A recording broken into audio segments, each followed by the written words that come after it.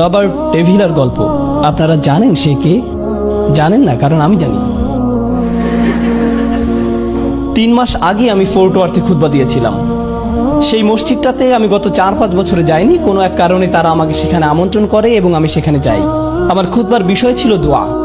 খুতবা শেষ হয়ে গেলে একজন ইজিপশিয়ান যুবক আমার কাছে এসে বলল, আল্লাহ আজ আমার দোয়া পূরণ করেছেন। জিজ্ঞেস করলাম, আপনার দোয়া কি ছিল? সে বলল, রবার্ট ডেভিলার যেন নোমান আলী খানের সাথে দেখা হয়। আপনি রবার্ট ডেভিলা? সে বলল, না, আমি রবার্ট ডেভিলা নই, আমি তার বন্ধু, কিন্তু আমার ধারণা আল্লাহ আমার দোয়া পূরণ করা শুরু করেছেন। আমি খুব আগ্রহী হলাম। রবার্ট ডেভিলা যেখানে থাকে সেখান থেকে ফোর্ট ওয়ার্থের দূরত্ব 40 মিনিটের পথ। সে একসময় কৃষিকাজ করত। তার কোনো একটা জেনেটিক সমস্যা ছিল, যে কারণে জীবনের একটা সময় এসে তার শরীরের গলার নিচ থেকে পা পর্যন্ত প্যারালাইজড হয়ে গিয়েছিল এবং সে এখন একটা নার্সিং হোমেই থাকে। বেশিরভাগ রোগী সেখানে 90 কিংবা 100 বছরের বৃদ্ধ। একমাত্র রবার্টই সেখানে 30 বছরের একজন যুবক, যার পুরো শরীর প্যারালাইজড ছিল। ওকে, সে গত 10 বছর ধরে এই নার্সিং হোমেই আছে। তার পরিবার তার জন্য একটা বিশেষ ধরনের ভয়েস কমান্ড কম্পিউটারের ব্যবস্থা করে দিয়েছিল, যেটা দিয়ে সে তার কণ্ঠ দিয়ে ইন্টারনেট ব্যবহার করে পৃথিবীর খোঁজ খবর রাখতে পারত। তার রুমে প্রতি সপ্তাহে খ্রিস্টান পাদ্রীরা সাপ্তাহিক প্রার্থনার জন্য আসতো, আর তার সবচেয়ে কাছের বন্ধু ছিল তার পাশের খাটেই। সেও প্যারালাইজড ছিল এবং তার একটা লিভারের প্রয়োজন ছিল। তারা 2 বন্ধু সবসময় স্রষ্টা, জীবন ইত্যাদি নানা রকম বিষয় নিয়ে কথা বলতো। তারা খুবই ভালো বন্ধু ছিল। একদিন রবার্টের বন্ধু খবর পেল যে তার জন্য একজন লিভার ডোনার পাওয়া গেছে। সে খুবই খুশি হয়ে উঠল। সে রবার্টকে বলল, রবার্ট, আমি একজন ডোনার পেয়েছি, আমাকে যেতে হবে। আমি তোমাকে খুবই মিস করব, কিন্তু আমাকে যেতে হবে। রবার্টের বন্ধু চলে যায়। সে আসলেই চলে যায়। অপারেশন টেবিলে লিভার ট্রান্সপ্লান্টের সময় সে মারা যায়। রবার্টের এই বন্ধুটিও খ্রিস্টান ছিল। তার গলায় একটা ক্রুশ ঝুলত সবসময়। তার বোন সেই ক্রুশটা স্মৃতিচিহ্ন হিসাবে রবার্টকে দিয়ে যায়। ক্রুশটা রবার্টের বিছানার পাশেই ঝুলত। সেটা তার বন্ধুর স্মৃতি ছিল। রবার্ট খুব সাধারণ এবং সাদাসিধা জীবনযাপন করত। সে নার্সিং হোমেই থাকতো, নার্সরা তার দেখাশোনা করত। একদিন রবার্ট স্বপ্নে একজন লোককে দেখল। সে তার নাম বলল মুহাম্মদ। লোকটি আঙুল দিয়ে ক্রুশটি দেখিয়ে রবার্টকে বললেন, আল্লাহ এই জন্য তার নবীদের পাঠাননি যেন মানুষ তাদের উপাসনা করে, বরং আল্লাহ নবীদের পাঠিয়েছেন যাতে মানুষ আল্লাহর উপাসনা করে। আর ঈসা হচ্ছেন কেবলমাত্র একজন মানুষ। তিনি বাজারও যেতেন, খাবারও খেতেন। স্বপ্নটা এখানেই শেষ হয়ে যায়। রবার্ট শুধুমাত্র ঈসা আলাইহিস সালাম নামে একজনকে জানতো। এখন সে মুহাম্মদ নামে একজনের নাম শুনল, যে তাকে বলেছে নবীদের কাজ হলো তারা মানুষকে আল্লাহর ইবাদত করতে বলে, নবীদের না। সে মুহাম্মদকে খুঁজতে লাগলো। সে ইসলামকে খুঁজে পেল। সে ঈমান আনলো। যেহেতু সে এখন একজন মুসলিম, কাজেই সে কুরআন সম্পর্কে জানতে চাইল। সে খুঁজে খুঁজে কিছু চ্যাট রুমে গেল আর অনুরোধ জানালো, কেউ একজন আমাকে কোরআন শেখাও। প্রায় সাথে সাথেই সে একজন ইজিপশিয়ানকে পেয়ে গেল, যে তাকে আরবি শেখাতে এগিয়ে আসে। সে তাকে আরবি বর্ণমালা শিখিয়ে দেয়।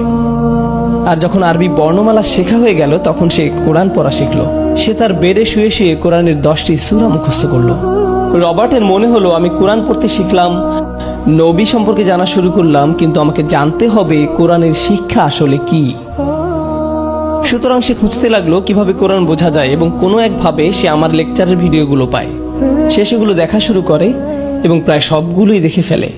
এরপর সে হ্যাঁ, এখানে আরেকটি ঘটনা। সেই নার্সিং হোমে একজন ইজিপশিয়ান লোক ছিল, যে টুকটাক সার্ভিসিং এর কাজ করত। তার নিজেরও একটা চমৎকার গল্প আছে। সে একজন মুসলিম, কিন্তু খুব একটা ধর্ম মেনে চলতো না। তার সবচেয়ে কাছের মসজিদটা ছিল তার থেকে 50 মাইল দূরে। এজন্য সে চার্চে যেত, যাতে করে আল্লাহকে পাওয়া যায়। সে মুসলিম, কিন্তু আল্লাহকে পাওয়ার জন্য চার্চে যেত। একদিন সে রবার্টের রুমের পাশ দিয়ে যেতে শুনলো, ওয়াল আসরি ইন্নাল ইনসানা লাফি খুসর। সে রুমে ঢুকে জিজ্ঞেস করলো, রবার্ট, তুমি কি শুনছো? রবার্ট বলল, কই কিছু না তো, আমিই পড়ছিলাম। সে জিজ্ঞেস করলো, তুমি মুসলিম হয়েছো? রবার্ট বলল, হ্যাঁ, আমি মুসলিম হয়েছি।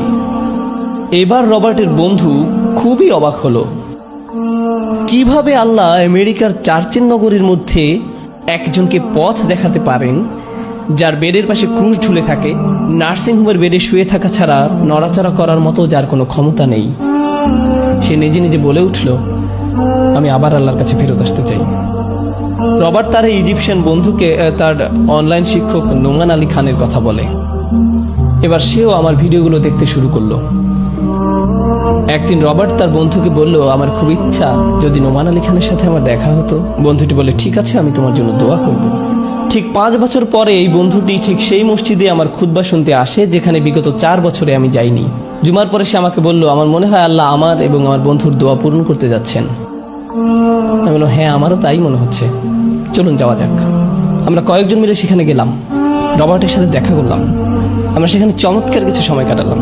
আবার ইনশাল্লাহ আগামী ঈদে আমরা সেই নার্সিংহোমে যাব। আমরা সবাই যখন সেখানে যাই, নার্স আমাদেরকে দেখে অবাক হলো, জিজ্ঞেস করলো, আপনারা সবাই রবার্টকে দেখতে এসেছেন? হ্যাঁ, কেন দেখা করতে চান? বললাম, সে আমাদের অনুপ্রেরণা। নার্সরা নানা জায়গায় ফোন কল করলো, আমাদেরকে চেক করলো, এরপরে যেতে দিল। রবার্ট আমাদেরকে দেখে চমকে উঠলো। আমি রবার্টের সাথে কথা বললাম, তাকে বললাম, রবার্ট, আমি শুনেছি আপনি কয়েকটি সূরা মুখস্থ করেছেন। সে বলল, হ্যাঁ। জিজ্ঞেস করলাম, আমাকে একটা শোনাতে পারেন? সে আমাদেরকে সূরা আসর শোনালো। আমাদের মধ্যে এমন একজনও ছিল না যে কাঁদেনি। প্রত্যেকের চোখ থেকে টপ টপ করে পানি ঝরছিল। যখন কেউ আল্লাহর থেকে ফিরে আসে, সাহায্য নিয়ে ভাববেন না, আল্লাহর সাহায্য আসবেই, পথ নির্দেশনা আসবেই। আউযু বিল্লাহি মিনাশ শাইতানির রাজিম। বিসমিল্লাহির রহমানির রহিম।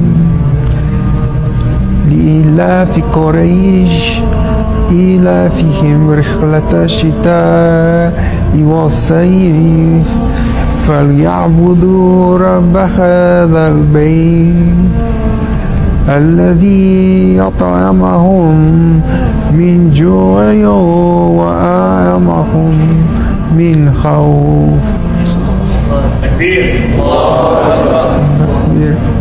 আমি রবার্টকে নিয়ে আরো কিছু বলতে চাই, কারণ এখানে তরুণরা আছে। তরুণরা সুস্বাস্থ্যের অধিকারী, তরুণরা উদ্যমী, তরুণরা স্বপ্ন দেখে।